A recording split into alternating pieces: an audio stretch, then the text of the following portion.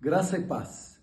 Nesse tempo em que nós recordamos o sofrimento, a morte e a ressurreição do nosso Senhor Jesus Cristo, quero convidar você a refletir um pouco sobre Mateus 27, começando no versículo 45, nós vamos ler o 45 e 46 e depois, mais tarde, falamos de outros desses versículos.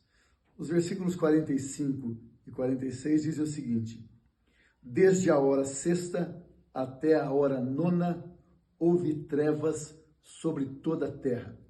Por volta da hora nona, clamou Jesus em alta voz, dizendo: Eli, Eli, lama sabachthani, o que quer dizer: Deus meu, por que me desamparaste? O verso 46, aqui nós temos aquilo que é conhecido como a sétima palavra da cruz, porque enquanto estava na cruz, Jesus falou 7 vezes, 7 frases, obviamente diferentes. E esta é a sétima frase: Deus meu, por que me desamparaste? Agora, Mateus e Marcos, esses dois evangelistas, citam apenas esta palavra, apenas a sétima palavra da cruz. É como se eles estivessem dizendo: as outras 6 podem ser deixadas de lado, mas essa não, essa é importante. De fato, esta palavra é a essência do significado da cruz. Essa foi a única experiência que Jesus teve na sua vida toda da ausência de Deus. Jesus era uma pessoa que tinha comunhão constante com o Pai, na conversa com outras pessoas, andando, falando com os discípulos, na tempestade, onde quer que Jesus estivesse, ele estava sempre em comunhão com Deus. Agora, essa pergunta que Jesus faz é a pergunta que todo ser humano faz, em um momento ou em outro da sua vida. Você já se perguntou: por que Deus? Por que eu? Por que comigo? Quantas vezes você já ouviu outras pessoas fazer essa pergunta, e quantas vezes você já fez? Por que Deus? Por que comigo? Por que eu? Mas o sentimento de ausência de Deus não é consequência do pecado? Não é o pecado que nos separa de Deus? Não é o pecado que nos torna inimigos de Deus? Então Jesus pecou? Claro que não. Nós sabemos que não. Na cruz foi lançado sobre Jesus os pecados de toda a humanidade, os meus pecados e os seus pecados.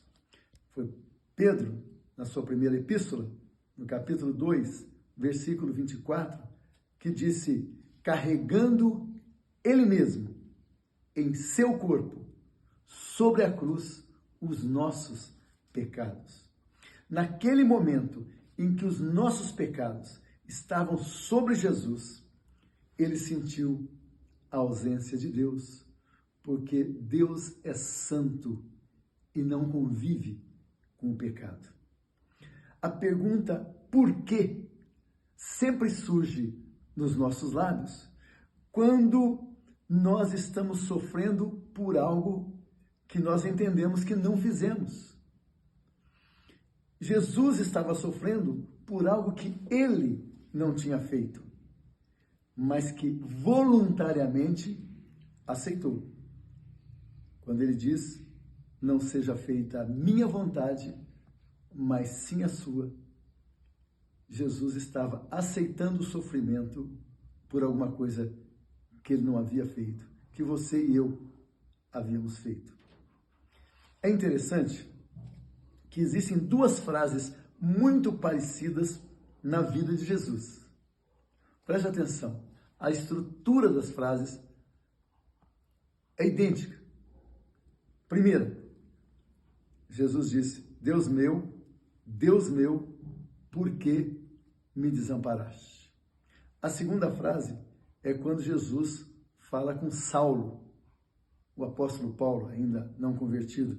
Jesus diz: Saulo, Saulo, por que me persegues?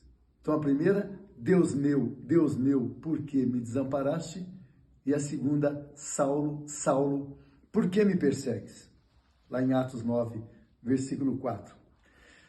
A primeira frase é de Jesus totalmente humano, impressionado com os caminhos da santidade de Deus, a maneira que o Deus Santo age. Na segunda frase, é Jesus totalmente divino, impressionado com os caminhos do pecado do ser humano. Mas as duas representam e demonstram exatamente a mesma coisa: a separação entre Deus e o ser humano. E o que Jesus realiza com a sua morte na cruz é possibilitar o fim da separação entre Deus e o ser humano. É isso que Jesus faz com a sua morte na cruz. Está lá em 2 Coríntios, o apóstolo Paulo dizendo, no capítulo 5, versículo 19, porque Deus estava em Cristo, lá na cruz, reconciliando o mundo consigo mesmo, não imputando aos homens os seus pecados. Na cruz, Deus estava em Cristo reconciliando as pessoas com Ele mesmo. Na cruz, Jesus está dizendo: eu não estou de mal de vocês, eu quero ter comunhão com vocês. Que maravilha que é o apóstolo Paulo, que escreve com tanta clareza sobre o resultado da morte de Jesus. Talvez Jesus tenha escolhido Paulo para ser um apóstolo exatamente porque Paulo, ainda quando era Saulo, tinha sido o maior exemplo da ira de um homem contra Deus. Saulo tinha prazer em perseguir a igreja. Assim, ele tinha prazer em lutar contra o próprio Deus. Jesus mesmo disse: Saulo, Saulo, por que me persegues? Jesus não disse por que persegues a igreja. Ele entende que quando Saulo está perseguindo a igreja, o está perseguindo. Então, o maior perseguidor da igreja, por causa da morte e ressurreição de Jesus, torna-se o maior comunicador da palavra da reconciliação. Este é o poder da morte e ressurreição de Jesus. A morte de Jesus na cruz significa que, do ponto de vista de Deus, significa que, se depender de Deus, a guerra entre o homem e Deus está encerrada, está consumada. Tetelestai, está pago. Nos Estados Unidos, alguém inventou um conceito chamado de guilt bag, ou seja, sacola da culpa. Se você, diz o conceito, está se sentindo por alguma razão culpado, você pega aquela sacola, sopra dentro dela toda a sua culpa, daí você amarra a boca da sacola e joga essa sacola bem longe. Isso faria com que você se livrasse da culpa. Esse é um substituto absurdo e ridículo para a cruz de Cristo. A única maneira de nos livrarmos da culpa é aceitar Jesus e a sua morte na cruz como suficiente para pagar pelos nossos pecados. Você percebeu o que acontece aqui no versículo 45 do texto de Mateus 27? O texto diz que desde a hora sexta houve trevas sobre toda a terra até a hora nona. Ou seja, do meio-dia até as 3 da tarde houve trevas. Mas aquela treva daquela sexta-feira não pôde roubar a beleza da manhã do domingo. Sem pecado, Jesus entrou no mundo dos mortos, não como cativo, mas como conquistador, que levou todos os cativos à liberdade, através da sua ressurreição. Agora, perceba que quando Jesus morre, de acordo com o texto, o véu do templo se rasga, de alto a baixo. É interessante que o véu se rasga na morte de Jesus, não na ressurreição. Quando Jesus expira, o véu do templo se rasga. O véu rasgado é Deus afirmando a eficácia da morte de Jesus na cruz.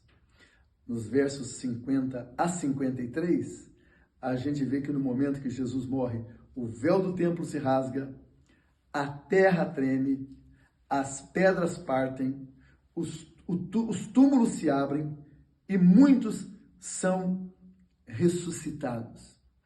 Às vezes dá a impressão que isso aconteceu na ressurreição de Jesus, não é? Esse movimento maravilhoso, né? Do véu rasgado, da terra tremendo, das pedras se partindo e túmulos se abrindo, e muitas pessoas ressuscitam. Mas não foi na morte, na ressurreição, foi quando Jesus morreu. Quando Jesus morreu, esses milagres acontecem e o véu se rasga, dizendo, o véu do templo que separava os homens pecadores do Deus Santo se rasga, e é como se Deus estivesse dizendo, a partir da morte de Jesus, todos são bem-vindos a ter comunhão comigo. Agora vamos entender o seguinte, a cruz é uma decisão pessoal. A cruz é uma decisão pessoal, ou seja, eu renunciar à minha vida para viver a vida de Jesus é uma decisão pessoal. A cruz é uma decisão pessoal. A ressurreição não é decisão, a ressurreição é consequência da cruz.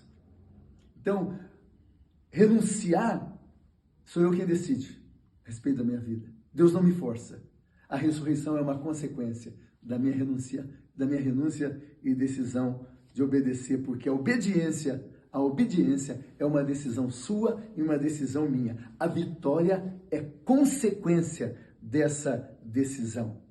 A fé cristã é a fé da decisão pessoal de obedecer. Fé cristã é a fé da decisão pessoal de obedecer e consequentemente viver uma vida da ressurreição e da vitória. Você já ouviu falar de um livro chamado O Dia em que a Morte Quase Morreu? E foi escrito por uma escritora chamada Sandra Branco. Pois é, Sandra Branco escreve um livro chamado O Dia em que a Morte Quase Morreu. Então, lembre-se, Sandra Branco errou.